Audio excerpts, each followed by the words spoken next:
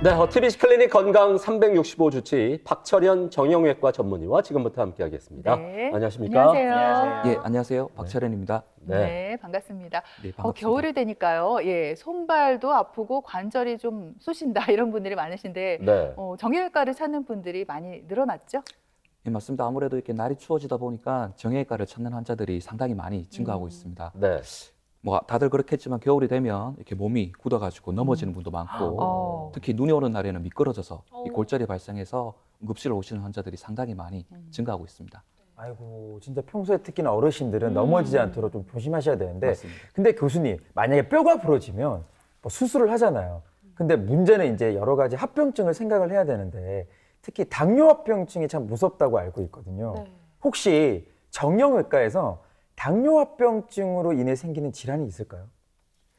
예, 있습니다. 저희 아무래도 이 당뇨합병증 중에 가장 무섭고 가장 흔한 질환 중에 하나가 당뇨발입니다. 오. 예. 그럼 얼마나 많은 환자들이 이 당뇨발로 인해서 고통을 좀 받고 있나요?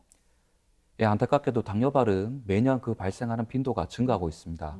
이 건강보험공단 자료에 따르면 2011년도에 당뇨 환자가 380만 명이었고 네. 이 중에 약 3%가 10만 명이 당뇨발이 그에 발생했다고 합니다. 그리고 한 해 동안 다리를 절단한 환자가 약 3,800명이었는데 아이고. 네. 이 중 45%가 당뇨 환자였다고 합니다. 어. 즉 이 당뇨가 없는 환자에 비해서 당뇨가 있는 환자들이 다리를 절단할 확률이 거의 10배 가까이 높다고 알려져 있습니다.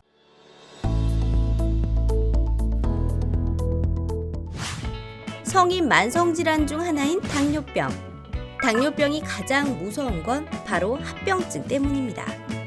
이런 당뇨병성 합병증의 대표적인 것이 바로 당뇨발입니다. 당뇨발은 당뇨병성 족부병변을 통칭해 이르는 말인데요. 발에 난 창상이나 궤양 등 발 주변의 다양한 병변을 모두 당뇨발이라고 부릅니다. 당뇨발은 비교적 흔한 증상이지만 한 연구에 따르면 당뇨병성 족부 질환으로 하지절단 수술을 받는 환자의 85%는 이미 궤양이 나타난다고 합니다. 즉 전 세계적으로 매 30초마다 당뇨병성 합병증으로 족부가 절단되는 셈이죠. 이에 세계 당뇨병 연맹에서는 예방으로 사회, 경제적인 부담을 효율적으로 경감시킬 수 있는 대표적인 당뇨 합병증을 이 당뇨병성 족부 병변을 선정해 당뇨발에 대한 인식을 고취시키기 위해 노력하고 있는데요. 자나깨나 발조심, 당뇨발. 과연 어떻게 해야 당뇨발의 위험으로부터 벗어날 수 있을까요? 네, 당뇨발 하면은 당뇨 합병증 중에서 정말 무서운 병이다, 또 흔하다 네. 이렇게 들어왔습니다. 이 자리를 빌어서 당뇨발이 어떤 질환인지 한번 짚어볼까요? 예, 당뇨발이라고 하면 아무래도 생소하신 분도 계시리라 생각이 됩니다. 네. 일단 좁은 의미로 당뇨발이라고 하면 당뇨가 있는 환자들에서 발생하는 발의 상처나 궤양을 이야기합니다. 하지만 의학적으로는 좀 더 넓은 의미로 당뇨와 관련되어서 발에 발생하는 상처뿐만 아니라 신경병증, 혈관병증, 그리고 굳은 살까지 모든 병적인 상태를 포함해서 당뇨발이라고 이야기하죠. 그러면 당뇨병 환자 중에서 당뇨발로 생길 확률 어느 정도 될지도 한번 짚어봐야 될 것 같은데요. 예, 앞서 말씀드렸지만 한 해 당뇨 환자 중에 한 3%가 해서 당뇨발이 발생한다고 합니다. 그리고 당뇨발의 발생은 보통 저희가 15%의 규칙이라고 이야기하는데 당뇨 환자 중에 15%는 평생 동안 한 번은 당뇨발을 경험하게 되고 그 당뇨발이 생긴 환자들 중에 15%는 결국 다리를 절단을 하게 됩니다. 네. 그래서 저희가 15% 룰로 당뇨발에 대해 이야기를 하고 있습니다. 그렇구나. 아니 근데 발을 절단한다고 들으니까 진짜 너무 무섭습니다. 너무너무 조심해야 되는 질병인 것 같고. 근데 우리가 이제 보통 당뇨 합병증은 주변에서 흔히 보지만 당뇨발인 경우는 저는 흔하게 본 적이 없거든요. 저도요. 지금 얘기하면서 하나 네. 생각이 난 게 있는데 근데 그 드라마 오징어 게임에서 예. 이정재 어머니가 그때 당뇨발로 나오신 걸로 기억을 하거든요. 기억나세요? 아, 맞아요. 네. 그 병원 갈 돈이 없어가지고 맞아요. 게임에 참여를 했었는데 근데 결국 또 돌아가셨잖아요. 맞아요. 그죠, 교수님? 예, 맞습니다. 다들 보셨겠지만 오징어 게임에서 주인공 어머니가 당뇨발로 인해서 갑작스럽게 돌아가셨죠. 네. 네. 안타까운 얘기지만 이 당뇨발 환자 중에서 며칠 만에 증상이 악화되어서 돌아가시는 경우가 정말 드물지 않게 발생하게 됩니다. 당뇨발이 이미 발생하게 되면 우리 몸에서는 다른 여러 부위의 장기들이 다 망가지는 상태가 되게 되고 결국 당뇨가 오래 지속되면 여러 가지 합병증들이 발생하게 됩니다. 그 마지막에 결국 당뇨발이 되게 되는 거죠. 결국 당뇨발이 생겼다면은 다른 합병증이 발생할 위험이 아주 크기 때문에 그에 대한 검사를 반드시 시행해야 되고 그렇지 않다고 하면 심근경색이라든지 아니면 뇌졸중 같은 걸로 인해 갑자기 돌아가시는 경우가 발생할 수가 있습니다. 그 당뇨 합병증에 대한 얘기는 저희가 무수히 많이 들었는데 네. 당뇨발이 정말 무섭고 위험한 그런 합병증인 것 같습니다. 이게 당뇨발이 얼마나 위험한 건가요? 예, 당뇨발 자체도 위험하다고 이야기할 수 있지만 네. 결국 당뇨발로 인해서 다리를 절단하는 경우 그 위험성이 훨씬 증가하게 됩니다. 네. 통계 자료에 따르면 당뇨발 환자에서 5년 생존율이 저희가 여자분들이 많이 앓는 유방암의 5년 생존율보다 훨씬 더 낮다고 알려져 있습니다. 더 문제는 이 당뇨발로 인해서 다리를 절단한 경우에는 우리의 몸에 생기는 모든 암 환자의 네. 5년 생존율보다 더 낮은 생존율을 보인다고 이야기를 하고 있습니다. 하지만 이것이 꼭 당뇨발 때문에 사망률이 증가한다고 볼 수는 없지만 아무래도 당뇨발이 발생하게 되면 다양한 합병증이 발생하게 되고 그로 인해서 사망률이 증가할 수 있죠. 그래서 결국 당뇨발은 어떻게든 그 발생하는 것을 막아주는 게 무엇보다도 중요하다고 생각이 됩니다. 예, 네. 그렇군요. 당뇨발이 그 사망률을 높이고 심지어 암으로 인한 네. 사망률보다 높다 하니까 굉장히 그래요? 또 걱정스러운데 네. 이 당뇨발은 왜 생기는 겁니까? 예, 당뇨발은 상당히 다양한 원인이 있지만 크게 나눠보면 신경과 혈관 문제로 인해서 발생하는 경우가 많습니다. 당뇨가 오래되게 되면 신경이 망가지게 되고 그 압력이 가해지는 부위에서 상처가 생겨도 환자는 신경이 망가졌기 때문에 감각을 느끼지 못하고 네. 오히려 상처가 점점 더 악화되게 되고 회복이 되지 않는 거죠. 그래서 조그맣게 생긴 상처가 자기도 모르는 사이에 점점 커져서 다리를 절단하는 경우까지 갈 수가 있는 거죠. 그리고 또 하나 당뇨가 오래되게 되면 혈관 안에 당이 차이게 되죠. 그래서 혈관이 막히게 되는데 이렇게 발에 상처가 생기면 피가 공급이 돼야지 우리 몸에서는 회복이 되게 되는데 혈관이 손상받은 경우에는 이런 회복 기전이 망가지게 되고 상처가 악화되게 되는 거죠. 네. 하지만 실제로는 이런 혈관 문제라든지 신경 문제가 개별로 발생하는 것이 아니고 복합적으로 발생하는 경우가 거의 대부분이라고 보시면 됩니다. 그 복합적인 이유 때문에 생기는 거군요. 그러면 이 당뇨발이 생길 확률이 높은 사람들이 따로 있을 것 같아요. 뭐 가령 평상시에 술, 담배를 좀 좋아한다거나 단 걸 너무 찾는다거나 네. 분명히 있을 것 같거든요. 예, 말씀 주신 요인들도 당뇨발이 생길 수 있는 위험 요인 중 하나긴 맞습니다. 하지만 가장 대표적인 것은 일단 당뇨를 오래 앓는 분들이 당뇨가 조절이 안 되는 경우가 가장 위험한 요인이 되게 되겠습니다. 그리고 또 하나는 혈액순환을 방해하는 흡연을 하는 환자분들, 그리고 당뇨가 오래되어서 신장이 망가져서 당뇨병성 신증이 생겨서 투석을 하는 환자들, 이런 분들은 당뇨발이 생길 위험이 상당히 높기 때문에 더 주의를 가지고 보셔야 될 것 같습니다. 네. 그러면 당뇨발은 증상이 뭐 따로 있나요? 이거를 딱 봤을 때 당뇨발이다 아니다 어떻게 딱 알 수 있을까요? 예, 당뇨발에서 가장 먼저 생기는 증상은 신경 증상이 되겠죠. 감각이 네. 이상하게 되는 거죠.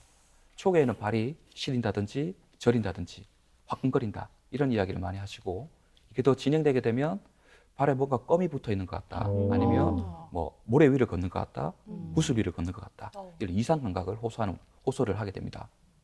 그리고 신경 손상이 진행되어 가지고 신경이 완전히 망가지게 되면 발의 감각이 둔해지게 되고 이로 인해서 상처가 생겨도 인지를 못하게 되는 거죠. 그리고 또 하나 감각신경뿐만 아니라 운동신경도 손상을 받을 수가 있거든요.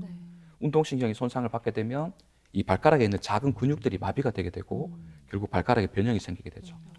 이런 환자들은 변형이 생기게 되면 신발을 신으면서 신발에 자극이 되어서 상처가 생기는 경우가 많습니다. 그리고 가장 중요한 문제 중에 하나는 혈관이 막히게 되면 그 발이 시린다든지 아니면 차가워진다든지 증상이 생길 수가 있고 조금만 걸어도 다리가 무거워서 걷지를 못하는 파행이라고 하는 그런 증상이 생길 수가 있습니다. 그리고 많은 경우에는 발가락 끝부터 해서 이 괴사가 생겨서 까맣게 변해서 점점 그 부위가 번지게 되죠.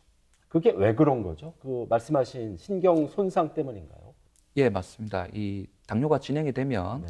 아주 가는 혈관부터 문제가 되게 되는데 우리 몸에 있는 혈관 중에 가장 가는 게 신경으로 가는 혈관입니다. 일반적으로 당뇨를 한 7년 정도 앓게 되면 신경으로 가는 혈관들이 망가지기 시작하게 되고 신경 증상이 생기게 되죠.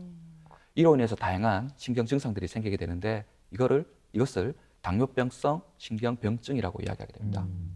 이런 당뇨병성 신경병증이 발생하게 되면 감각신경이 망가지면서 상처가 생겨도 통증을 느끼지 못하는 경우가 흔하게 발생하죠.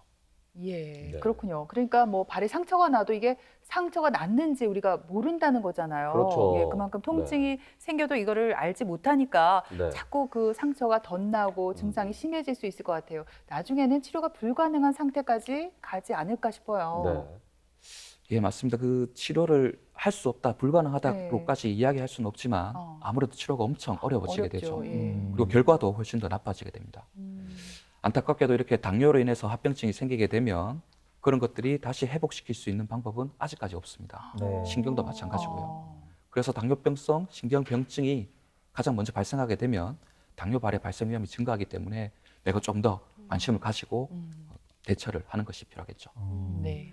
당뇨발이 발생을 하면 앞에서 교수님 말씀하신 대로 이제 신경부터 망가지면 네. 제가 생각할 때는 얕은 지식입니다만 땀 배출에 있어서도 좀 문제가 되지 않을까. 오. 그러면 당연히 잘 갈라질 거고 네. 되게 건조할 것 같다는 생각이 들거든요. 오.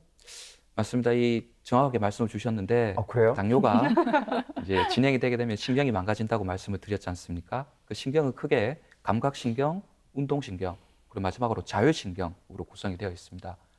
그래서 당뇨 환자한테는 자율신경이 손상받는 경우가 상당히 많이 발생하게 되는데 이 자율신경이 하는 역할 중에 가장 대표적인 것이 우리 몸에서 땀을 분비하는 것입니다. 결국 자율신경이 망가지게 되면 땀이 분비가 되지 않아서 발이 건조해지고 그리고 발바닥이 갈라진다든지 해서 그쪽 부위로 상처가 발생할 위험이 상당히 증가하게 되죠. 네. 설명을 들어보니까 아무래도 상처가 나면 이게 또 잘 낫지가 않아서 더 큰 위험이 발생할 수가 있을 것 같습니다. 일단 무엇보다 빨리 이게 당뇨 발인지 아닌지 진단을 하는 게 중요할 것 같은데 교수님 진단은 어떻게 진행이 되나요? 예, 당뇨발의 진단은 아주 쉽습니다. 대부분 육안적으로 확인을 네. 할 수가 있습니다. 환자 본인이 발에 상처가 생긴 것을 보고 이제 확인을 할 수가 있는 거죠. 그래서 당뇨 환자들은 자기 발이 갑작스럽게 변하는 것을 항상 신경을 쓰고 관찰을 하셔야 됩니다. 보면 발이 붓는다든지 발이 붉게 변한다든지 아니면 검게 변한다든지 아니면 수포가 생긴다든지 궤양이 생긴다든지 이런 것들이 발생하게 되면 그것 자체가 이제 당뇨발이 이제 생겼는 거죠. 그래서 그런 경우에는 바로 반드시 병원을 찾아야 되고 병원을 방문하게 되면 우리가 이에 대해서 좀 더 정확하게 진단하기 위해 감각 검사라든지 혈류 검사 그리고 영상 검사 같은 추가적인 검사를 시행을 해서 진단을 할 수가 있습니다.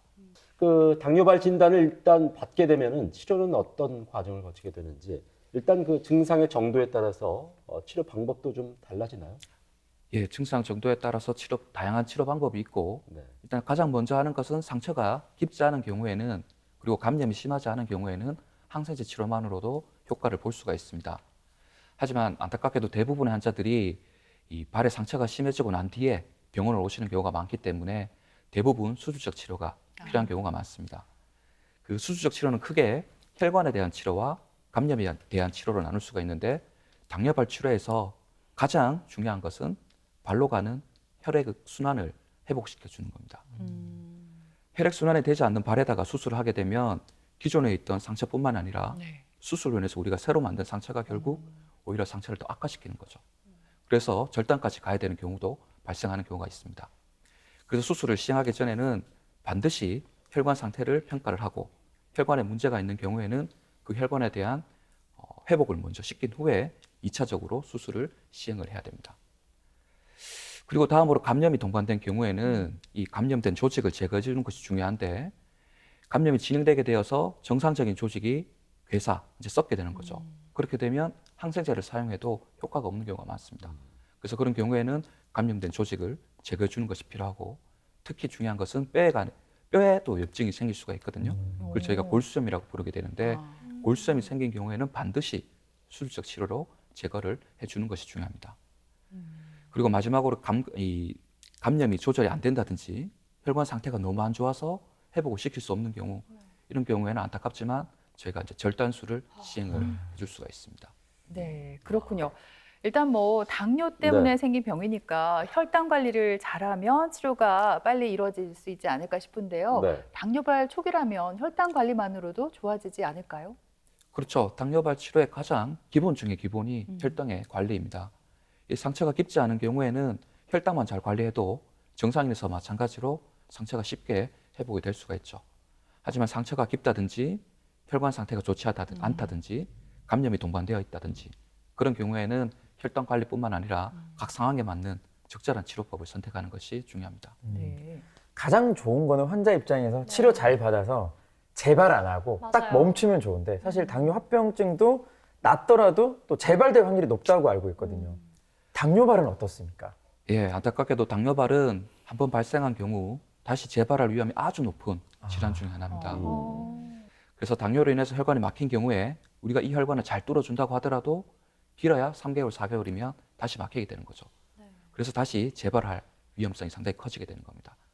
가장 안타까운 것은 한쪽 다리를 당뇨발로 인해서 절단한 경우에 반대쪽 다리를 5년 내에 절단할 확률이 거의 50%에 이른다는 게 가장 무서운 이야기죠. 네. 그 앞서 당뇨발 환자의 15%가 다리를 절단한다고 했는데 네. 선생님 어떻습니까? 절단하지 않고 치료할 수 있는 방법은 없는 건가요?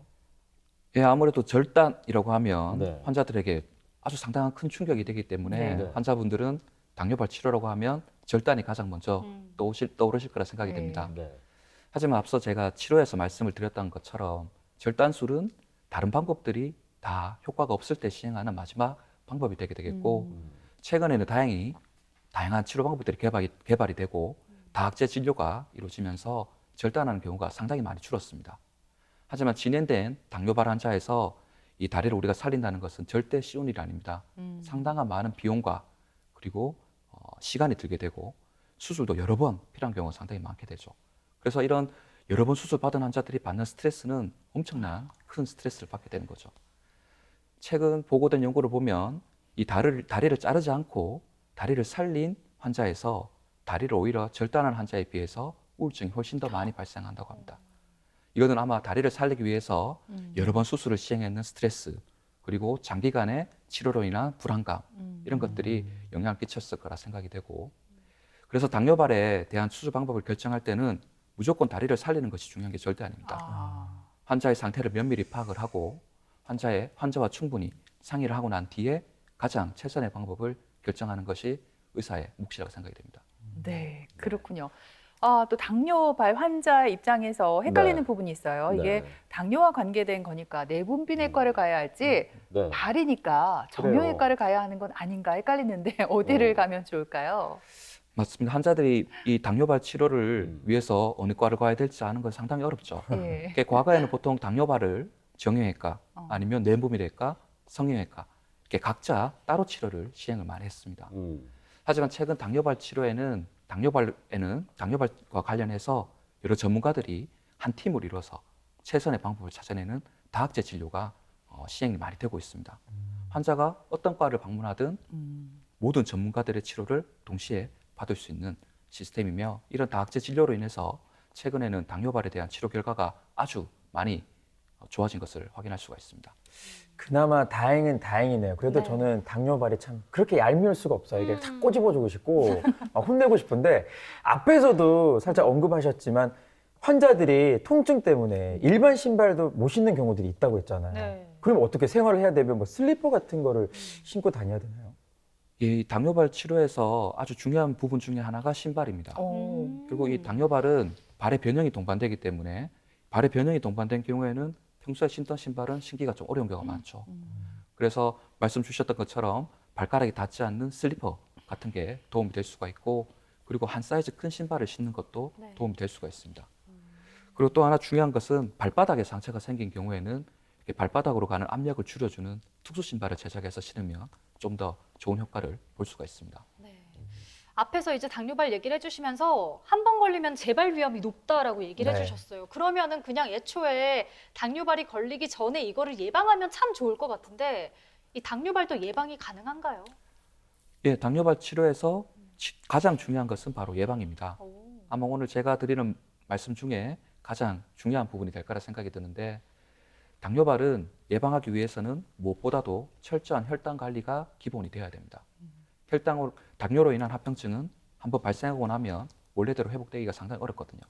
그래서 혈당을 잘 조절함으로써 그 진행 과정을 늦춰주고 다음 단계로 넘어가는 그런 고리를 끊어줄 수 있는 그런 걸 위해서는 혈당 관리가 먼저 철저하게 이루어져야 되고, 다음으로 제가 환자분들한테 꼭 말씀드리는 것은 하루에 한 번씩 꼭 자기의 발을 꼼꼼히 관찰하라는 겁니다. 발을 꼼꼼히 보면서 혹시나 상처가 있지는 않은지, 굳은 살이 생기지 않은지 이런 것들을 확인하는 것이 중요하고, 또 하나 환자분들이 간과하는 게 발가락 사이를 잘 확인하지 않으시거든요. 이 발가락 사이는 상당히 습한 곳이기 때문에 네. 상처가 발생하면 쉽게 감염으로 발생하는 경우가 많기 때문에 발가락 사이를 항상 건조하게 하고 청결하게 유지하는 것이 중요합니다. 네. 그리고 발바닥이 갈라지지 않게 하기 위해서 보습제를 사용하는 것도 좋은 방법이 되겠죠. 네. 그리고 제가 좀 전에 말씀드린 것처럼 신발이 상당히 중요한데요. 이 제 외래를 방문한 환자분들 중에 당뇨발 환자분들 중에 많은 분들이 신발을 잘못 신어서 상처가 생겨서 오시는 분들이 많습니다. 특히 발에 감각이 떨어지기 때문에 상처가 생겨도 잘 모르는 거죠. 그래서 어떤 분들은 안에 자갈이 들어있는데 그걸 모르고 신발을 신었다가 그 정도로 상처가 생겨서 오는 분도 많죠. 네. 그래서 저는 환자분들한테 꼭 신발을 신을 때는 네. 한번 안쪽을 확인하고 신으라라고 이야기를 많이 하고 있습니다. 와. 이런 것들을 지켜준다면 네. 당뇨발은 충분히 예방이 가능한 질환이라 생각이 됩니다. 예, 정말 당뇨가 그래요. 있는 분들은 네. 뭐발 관리 아주 철저하게 하시고 신발 고르실 음. 때도 유념을 네. 하셔야 될 것 같아요. 그렇습니다. 당뇨는 대부분 유전된다고 저는 알고 있는데요. 네. 그러면은 당뇨발 같은 경우에도 유전이 됩니까? 이 당뇨는 가족력이 아주 중요한 질환으로 알려져 있습니다. 하지만 이 당뇨발은 가족력하고는 큰 관계가 없죠. 네. 하지만 당뇨병이 이 당뇨발 발생의 기본적인 요인인 만큼 당뇨의 가족력이 있는 분들은 당뇨발에 대해서 더 관심을 가지는 것이 좋을 것 같습니다. 네, 네. 그렇군요. 흔히 이제 발이 좀 보통 여성분들도 그렇고 많이 붓거나 시리거나 하면 따뜻하게 찜질을 좀 해주잖아요. 네. 그래서 네, 온찜질을 많이 하는데 당뇨발 같은 경우 이렇게 따뜻하게 온찜질을 하는 게 괜찮나요? 이 정형외과 질환들의 치료에서 온찜질은 기본적으로 많이 시행하는 치료법이죠. 네. 하지만 저는 당뇨 환자들한테는 온찜질을 추천하지는 않습니다.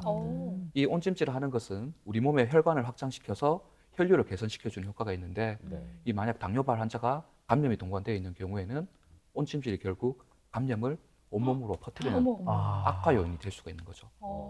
또 하나 당뇨발이 있는 경우에 신경이 망가져 있기 때문에 오히려 이런 열이 상처를 만들게 되고 그걸 환자가 인지를 못하게 되고 그로 인해 상처가 악화되는 그런 문제를 유발할 수가 있습니다. 그래서 당뇨가 있는 환자들한테는 온찜질이나 뜸 이런 것들은 저는 절대 금하고 있습니다. 아하, 예. 그렇군요. 그러면 교수님 당뇨병성 괴양이 있을 때는 속고붕대를 대서 치료를 한다고 제가 알고 있거든요. 그럼 어떻게 치료가 되는 거예요? 예, 당뇨발에 있는 경우에 궤양이 발생한 경우에는 전접촉 속고붕대라는 것을 이용해서 치료를 할 수 있습니다. 전접촉, 발가락 전체가 접촉하게 만들어서 네. 상처가 있는 부위에 하중을 줄여주는 그런 방법으로 속고붕대를 이용한 치료가 흔하게 시행이 되고 있습니다. 네. 미국에서는 이미 지금 이제 당뇨발을 치료를 하는데 고압산소 치료요법을 널리 사용 중이라고 하더라고요. 이게 지금 국내에서도 사용 중인가요? 예, 국내에서도 많은 병원에서 고압산소 치료를 시행을 하고 있고 좋은 결과를 보고를 하고 있습니다. 이 상처의 깊이가 깊은 환자들한테 특히 도움이 되게 되고, 하지만 아직까지 이 고압산소 치료가 어떤 환자들한테 어떤 방법으로 치료를 해야지 좋은지에 대해서는 아직까지 명확하게 정해진 가이드라인이 없어서 이에 대해서는 좀 더 연구가 필요할 거라 생각이 됩니다. 네. 네, 알겠습니다. 자, 오늘 이렇게 당뇨발에 대해서 소중한 이야기 함께 나눠봤습니다. 네. 당뇨병 환자들에게 좋은 정보가 되었으리라 믿습니다. 자, 선생님 오늘 좋은 말씀 감사드립니다. 네, 고맙습니다. 고맙습니다. 감사합니다.